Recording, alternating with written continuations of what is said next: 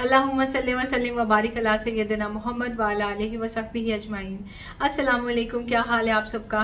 Food for thought में आज मैं आपसे शेयर करूंगी सोलर एक्लिप्स, जो कि जो होता है सूरज ग्रहण जो है वो 8 अप्रैल को लग रहा है, मंडे को। तो इस बारे में थोड़ी सी बात करते हैं कि इस इस्लाम में क्या इसके बारे में बताया गया है और क्या हुआ था। हज़रत मोहम्मद सल्लल्लाहु अलैहि वसल्लम के ज़माने में सूरज ग्रहण एक बार लगा था। ये वाक़या कुछ इस तरह से है कि हज़रत मोहम्मद सल्लल्लाहु अलैहि वसल्लम की अगर ज़िंदगी को देखें तो बहुत सारी तकलीफ़ें हज़रत मोहम्मद सल्लल्लाहु अलैहि वसल्लम ने देखी। बाकी तो जो हैं सो हैं, लेकिन जब हज़रत मोहम्मद सल्लल्लाहु अलैहि वसल्लम पैदा हुए तो यतीम पैदा हुए।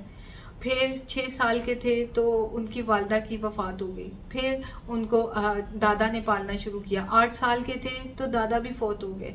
फिर उनको उनके चचा ने पालना शुरू किया। उनकी एक बेटे जो थे हज़रत मोहम्मद सल्लल्लाहु अलैहि वसल्लम के, जिनका नाम था कासिम, वो भी फौत हो गए। फिर उनकी 2 बेटियां जिनका नाम था रुकैया और उम्मे कुलसूम, वो भी फौत हो गई। तो कासिम ने तो जीना था भी नहीं, क्योंकि प्रॉफिट हुड तो ख़त्म हो गया। प्रॉफिट हुड जो है वो तो ख़त्म हो गया हज़रत मोहम्मद सल्लल्लाहु अलैहि वसल्लम के ऊपर। हज़रत मोहम्मद सल्लल्लाहु अलैहि वसल्लम के बाद तो कोई नबी नहीं आना था, तो प्रोजिनी आगे कैसे चलती, ये तो हज़रत मोहम्मद सल्लल्लाहु अलैहि वसल्लम भी जानते थे। और अल्लाह ताला ने उनको नेमत भी दी ताकि उस नेमत का वो शुक्र अदा कर सकें, और फिर आजमाइश भी दी कि वो नेमत वापस ले ली। तो इससे खैर हमें ये भी सीखना चाहिए कि तकलीफ़ें हमारे तो थोड़े से पैसे नहीं हो हमारे पास या खाने पीने को कम हो तो हमें होता है कि बस दुनिया में सबसे ज़्यादा तो मज़लूम हम ही हैं। खैर, उसके बाद 40 साल पे जब हज़रत खदीजा ताला अन्हा की वफ़ात हुई और जो अबू तालिब थे उनके चचा, उनकी भी वफ़ात हुई, तो उसके बाद जब हज़रत मोहम्मद सल्लल्लाहु अलैहि वसल्लम 60 साल के थे तो उनकी जो वाइफ थी हज़रत मारिया किब्तिया, उनसे अल्लाह ताला ने उनको एक बेटे की नेमत से नवाजा। हज़रत मोहम्मद सल्लल्लाहु अलैहि वसल्लम का चेहरा ऐसे खिला हुआ था, इतने वो खुश थे उस दिन जब उनके बेटे दुनिया में आए। और कितने सालों के बाद उनको एक छोटा सा उनका अपना बच्चा मिला जिससे वो खेल सकते थे, और एक नेमत इतनी बड़ी। तो हज़रत मोहम्मद सल्लल्लाहु अलैहि वसल्लम ने अपने बेटे का नाम रखा इब्राहीम, हज़रत इब्राहीम अलैहिस्सलाम के नाम पे, और लेके आया करते थे उनको अक्सर मस्जिद में, मस्जिद नबवी सल्लल्लाहु अलैहि वसल्लम में, और बहुत खेला करते थे, बहुत प्यार करते थे अपने बेटे को। लेकिन उस बेटे ने भी रहना तो नहीं था। तो जब इब्राहीम हुए 1.5 साल के तो हज़रत मोहम्मद सल्लल्लाहु अलैहि वसल्लम उस वक्त 61 ईयर्स क्रॉस कर चुके थे, और इब्राहीम को लेके मस्जिद में आए, गोद में उठाया हुआ था, और इब्राहीम खांस रहे थे और उनकी सांस उखड़ रही थी। हज़रत मोहम्मद सल्लल्लाहु अलैहि वसल्लम को पता था कि मेरे बेटे ने अब चले जाना है, तो उन्होंने अपने बेटे से कहा कि तुम्हें बहुत याद करेंगे और तुम हमें बहुत याद आओगे और हमें बहुत दुख है कि तुम जा रहे हो। तो फिर इब्राहीम फौत हो गए और सब लोग रोने लगे। हज़रत मोहम्मद सल्लल्लाहु अलैहि वसल्लम भी रो रहे थे और सब लोग रोने लगे। फिर उनको लेके गए, उनको दफनाया। तो ये जो दिन था उसमें सूरज को भी ग्रहण लग गया। लोगों ने पहली बार देखा कि ये सूरज इतना डार्क हो गया, तो लोगों को लगा कि सारा मदीना रो रहा था, हर कोई। हमें ऐसे लगता है जैसे कि हमारे साथ हुआ है, पता है, आप भी सुन के आप भी रो रहे होंगे, आई एम श्योर। तो सारा मदीना रो रहा था, सब लोग परेशान थे, सब लोग रो रहे थे कि ये क्या हो गया, हमारे प्यारे नबी हज़रत मोहम्मद सल्लल्लाहु अलैहि वसल्लम के बेटे चले गए इस दुनिया से। और एक अफवाह फैल गई कि ये सूरज भी रो रहा है, इसलिए सूरज इतना डार्क हो गया, इतना अंधेरा छा गया, ये सूरज रो रहा है। और क्यों ना फैलती ऐसी अफवाह, किस लिए ना फैलती, क्योंकि जो पूरी दुनिया के लिए रहमत बन के आए, आज वो इतनी तकलीफ में थे, वो रो रहे थे और सारी दुनिया उनके साथ रो रही थी, और क्या सिचुएशन होगी, जस्ट इमेजिन।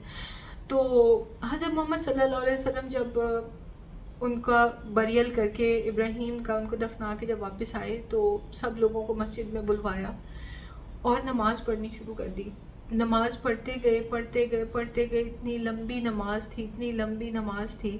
और जब तक सूरज ग्रहण ख़त्म नहीं हुआ वो नमाज पढ़ाते रहे, इमामत करते रहे उस नमाज की। तो हज़रत आयशा रज़ियल्लाहु अन्हा बताती हैं कि ایسے لگتا تھا جیسے پوری سورہ بقرہ ہی انہوں نے پڑھ دی ہے، اتنی لمبی نماز تھی. تو سورج گرہن ختم ہوا تو حضرت محمد صلی اللہ علیہ وسلم نے نماز ختم کی. اچھا، لوگوں نے نوٹ کیا کہ جب حضرت محمد صلی اللہ علیہ وسلم نماز پڑھا رہے تھے تو پڑھاتے پڑھاتے نا امامت کرتے کرتے ایک سٹیپ آگے لیتے تھے، پھر ایک سٹیپ پیچھے ہو جاتے تھے، آگے لیتے تھے ایک سٹیپ پھر پیچھے ہو جاتے تھے. تو حضرت محمد صلی اللہ علیہ وسلم نے فرمایا کہ میں جب نماز پڑھا رہا تھا تو اللہ تعالیٰ نے مجھے جنت دکھائی، اور اس میں سے میرا دل کیا کہ میں انگوروں کا ایک گچھا تم لوگوں کے لیے اتار کے تم لوگوں کو دے دوں. اگر وہ تم لوگوں کو مل جاتا دنیا میں تو تم لوگوں کی ساری تا قیامت تم لوگ کھاتے رہتے اور تم لوگوں کا پیٹ بھرا رہتا اور وہ ختم نہ ہوتا. تو میں جب گچھا اتارنے کے لیے آگے لیتا تھا قدم تو اللہ تعالیٰ مجھے جہنم بھی دکھاتے تھے، تو میں ایک دم پیچھے ہو جاتا تھا. تو اس طرح مطلب یعنی کیسا وہ دن تھا، کتنا وہ مشکل دن تھا، کتنا ٹف دن تھا سب کے لیے. لیکن اس دوران بھی سب سے زیادہ جنہوں نے ہمت پکڑی ہوئی تھی آبویسلی کون تھے؟ حضرت محمد صلی اللہ علیہ وسلم. اور توحید کا درس اس دن بھی نہیں چھوڑا، اور لوگوں کو اس دن بھی اس واقعے سے بھی سبق سکھانا اور اچھی تعلیم دینی نہیں چھوڑی. حضرت محمد صلی اللہ علیہ وسلم نے لوگوں کو بتایا کہ یہ جو سورج کے ساتھ جو ہوا ہے اس کا تعلق بالکل بھی ابراہیم کے فوت ہونے سے نہیں ہے، نہ ہی دنیا میں کسی انسان کے فوت ہونے سے سورج گرہن کا کوئی تعلق ہے.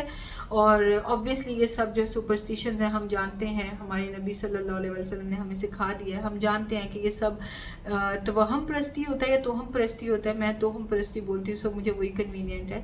توہم پرستی ہے کہ سب، اور جو توہم پرستی کرتا ہے ہمیں پتہ ہے کہ وہ جنت میں نہیں جاتا.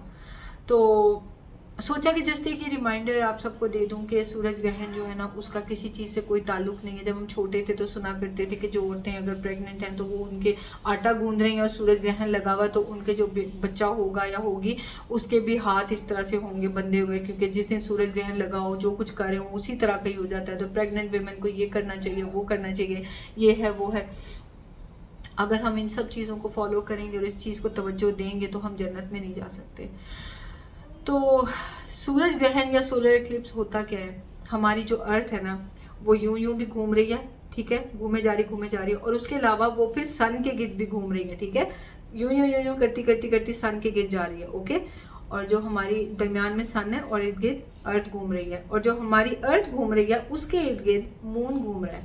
ٹھیک ہے، یہ سن ہے، فرض کریں ارتھ یہاں تک پہنچی ہوئی ہے اور مون ایسے سے گھومتا سن کے اور ارتھ کے بیچ میں آ گیا نا، اس کو کہتے ہیں سولر ایکلپس. کیونکہ مون بہت چھوٹا ہے سن سے، ٹھیک ہے، 400 ٹائمز چھوٹا ہے. لیکن مون جو ہے جب وہ سن سے اتنی دور ہے، ایک چیز دور ہے تو وہ آبجیکٹ چھوٹا لگے گا، اور جو قریب والا آبجیکٹ ہے ہمیں وہ مون بڑا لگے گا. تو مون جب سن کو کے سامنے آئے گا تو وہ سن سارا چھپ جائے گا. دس از کالڈ سولر ایکلپس. اس کا کسی چیز سے، کسی وہم سے، کسی سپرسٹیشن سے کوئی کسی قسم کا تعلق نہیں ہے. ہاں، اس ٹائم پہ ریز ایسی نکل رہی ہوتی ہے کہ ڈائریکٹ سن کو دیکھیں تو آئی سائٹ خراب ہو سکتی ہے. لیکن یہ ہے کہ جی پریگننٹ کے اوپر کچھ فرق پڑ جاتا ہے، یا جو نئے بچے ہوتے ہیں ان کے ساتھ یہ ہو جاتا ہے وہ ہو جاتا ہے. مجھے تو پتہ بھی نہیں اب کیا کیا وہم ہے، لیکن وہ سب کچھ غلط ہے. جو ہمارے پیارے نبی حضرت محمد صلی اللہ علیہ وسلم نے ہمیں سکھایا وہ صرف اور صرف یہ تھا کہ استغفر اللہ کریں، مسجدوں کا رخ کریں، اگر وہاں پہ جماعت ہو رہی ہے تو جائیں، نماز پڑھیں جب تک پڑھا رہے امام، اور صدقہ خیرات کریں اور استغفر اللہ کرتے ہوئے. ہم عورتیں ہیں، میرے گھر کے تو نیچے مسجد اگر ایسی نماز ہوئی تو میں تو ضرور جاؤں گی. لیکن اگر آپ کے گھر کے اراؤنڈ مسجد نہیں ہے یا آپ جہاں پہ رہتے ہیں وہاں پہ عورتیں نہیں مسجد تک جاتی ہیں، کیونکہ احسن طریقہ بھی یہی ہے نا کہ گھروں میں بیٹھ کے نمازیں عورتوں کو پڑھنی چاہیے. تو آپ کے اوپر تو فرض نہیں ہے، لیکن جو جینٹس ہیں ان کے اوپر بھی یہ فرض نہیں ہے نمازیں. obviously 5 نمازیں فرض ہیں، لیکن چلے جائیں گے تو چلیں ثواب مل جائے گا، نہیں بھی جائیں گے تو گھروں میں استغفار کریں اور صدقہ خیرات کریں. تو بس یہ مجھے کہنا تھا. سوچنے کی بات یہ ہے، 2 باتیں سیکھی میں نے اس واقعے سے. ایک تو یہ کہ ہمارے اوپر تو کوئی تکلیف آئی ہی نہیں، کوئی تکلیف آئی ہی نہیں ہے جتنی ایک چھوٹی سی 63 ایئرس کی زندگی میں حضرت محمد صلی اللہ علیہ وسلم کے اوپر کیا کیا مشکلات و تکالیف نہیں آئیں. اور وہ سب کچھ اللہ کا شکر ادا کر کے، صبر کر کے سب کچھ برداشت بھی کیا، اور لوگوں کو اللہ کی طرف بلایا بھی، صرف ہمیں یہ بتانے کے لیے کہ دیکھو تم لوگ بہت اچھے سے رہ رہے ہو، اللہ نے تمہیں بہت نوازا ہوا ہے. میرے اوپر تو کتنی آزمائشیں آئی ہیں، لیکن میں پھر بھی اللہ تعالیٰ کے ساتھ مطلب کمپیریزن نہیں کیا جا سکتا نا، کمپیریزن نہیں ہم کر سکتے. تو میں تو کوئی عالمہ بھی نہیں نا کہ میں اپنے کوئی خوبصورت ورڈز میں آپ کو یہ چیزیں ایکسپلین کر پاؤں. But I am trying my best. تو ایک تو ہم نے یہ سیکھا کہ تکلیفیں جو آتی ہیں ان پہ اللہ کا صبر شکر کریں اور اللہ تعالیٰ سے بالکل بھی دوری اختیار نہ کریں اور یا اللہ تعالیٰ پہ شکایتیں نہ کریں. اور دوسری چیز ہم نے یہ سیکھی کہ کسی قسم کی بھی وہم اور کسی قسم کی بھی فضولیات جو ہمارے سوسائٹی میں ہمارے کلچر کا حصہ بنی ہوتی ہیں اور ویڈیوز سے یوٹیوب بھری ہوتی ہے کہ حاملہ خواتین جو ہیں وہ سورج گرہن کے ٹائم پہ ایسے کریں ویسے کریں، سب کچھ ربش، سب کچھ فضول. ٹھیک ہے، اور جو یہ کرے گا وہ جنت میں نہیں جا سکے گا. تو پھر ہمیں کیا فائدہ ہماری نمازیں پڑھنے کا، ہمارے دین کو فالو کرنے کی کوشش میں رہنے کا، ہمارے پردوں کا، حجاب کا، ہمارا اپنے آپ کو کریکشن کرنے کا، نمازیں پڑھنے کا، قرآن پڑھنے کا کیا فائدہ کہ اتنی محنت کر کے بھی ہم صرف اپنی توہم پرستی کی وجہ سے جنت میں داخل ہی نہ ہو سکیں. تو یہ ہے سوچنے کی بات کہ آج کے دن سے ہی یہ سب کچھ اگر پاسٹ میں کیا بھی اپنے بڑے بزرگوں سے سن کے تو کوئی بات نہیں، جب پتہ نہیں ہوتا تو کوئی گناہ نہیں ہوتا اللہ کی طرف سے، اتنے اللہ رحیم و کریم ہے. تو آج جب پتہ چل گیا ہے تو یہ سب چھوڑ دیں، صرف استغفار کریں اور بس اللہ تعالیٰ کی بڑائی بیان کریں. اور اللہ تعالیٰ نے قرآن پاک میں کہا ہے ہر چیز اپنے مدار میں، سورج اور چاند اپنے مدار میں گھومتے رہتے ہیں، کچھ بھی یہاں سے وہاں نہیں ہوتا. تو سوچنے کی باتیں ہیں، لیکن وہم کرنے کی اور خام خواہ کی چیزوں کی کون مٹھیاں ایسے بنا دے گا. اگر جیسے میں نے جو بچپن میں سنا ہوا تھا کہ حاملہ عورت جو ہے وہ اگر آٹا گوندھ رہی ہے تو اس کا وہی اسی طرح اس کا بچہ پیدا ہو جائے گا. کون کرے گا؟ پیدا کون کرتا ہے؟ اللہ تعالیٰ. اب اللہ تعالیٰ کیا ایسے کریں گے کہ اس نے چونکہ سورج گرہن لگا ہوا تھا کہ آٹا گوندھ رہی تھی تو اب میں اس کے بچے کے ہاتھ ایسے بنا دوں؟ استغفر اللہ. جو بھی کوئی بات سنتے ہیں کسی سے، فوڈ فار تھاٹ یہ ہے کہ اس کی لاجک ڈھونڈنے کی کوشش کریں. انٹرنیٹ اویلیبل ہے، اوتھینٹک لاجکس ڈھونڈنے کی کوشش کریں. میں کیا فالو کرنے کی کوشش کرتی ہوں؟ صرف قرآن اور احادیث، دیٹس اٹ، کافی ہے نا. خیر، اس کے ساتھ ہی میں اس ویڈیو کو اینڈ کرتی ہوں. ملتے ہیں نیکسٹ ویڈیو میں. ٹیک کیئر، اللہ حافظ.